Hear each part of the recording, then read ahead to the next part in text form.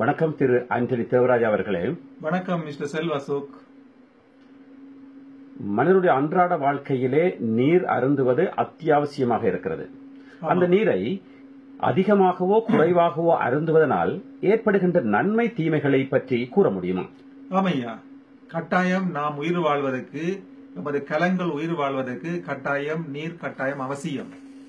ஆனால் அதுக்கு ஒரு சிறு டெக்னிக் ஒன்று இருக்கிறது. அதாவது 24 மணித்தியாலத்துல நாங்கள் 8 மணித்தியாலம் நித்திர கொள்றோம்.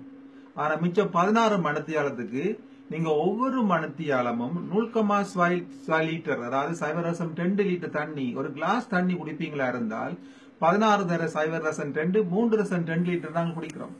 அதுவே கூட இருந்தாலும் நாங்கள் 2.5 லிட்டர் தண்ணி ஒவ்வொரு நாளும் குடிப்போமா இருந்தால் எங்களோட உடம்பில் உள்ள கலங்கள் எல்லாம் வேலை செய்து விருத்தி அடைந்து எவ்வளவு வருத்தங்களை சுகமாக்கும். அதாவது ஹை பிளட் பிரஷர் உள்ள ஆட்கள் 30 நாளையில அவர்களுடைய உயர் ரத்த அழுத்தத்தை கட்டுப்பாட்டுகளை கொண்டு வரலாம். உதாரணத்துக்கு 6 மாசம் நீங்க தண்ணி குடிப்பீங்களா இருந்தால் புற்றுநோயை கூட குணமாக்குறதுக்கான வழிவகைகள் இருக்கிறது. உங்களுக்கு மலச்சிக்கல் இருந்ததுன்னு சொன்னா தண்ணியை குடியுங்க, தண்டபாடுல எல்லாம் நடக்கும். அதாவது உங்களுக்கு ஒரு கட்டுப்பாடு இருக்குது. குறைஞ்சது 2.5 லிட்டர் தண்ணி கட்டாயம் குடிச்சே ஆகும். நீ குடித்து பாருங்க, உங்களுக்கு சலக்கடுப்பு வராது, கிட்னி பிரச்சனை வராது, உடம்புல உள்ள பல வருத்தங்கள் உங்களுக்கு அறியாமலே போயிடும்.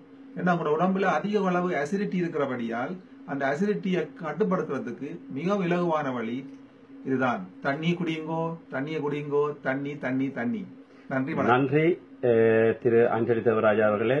செல்வா நியூஸோடு இணைந்து இந்த செய்தியை நமக்கு தந்ததற்காக நன்றி. மீண்டும் இன்னும் ஒரு தகவல் தொகுப்பில் கலந்து கொள்வோம். நன்றி, வணக்கம். நன்றி, வணக்கம் செல்வா.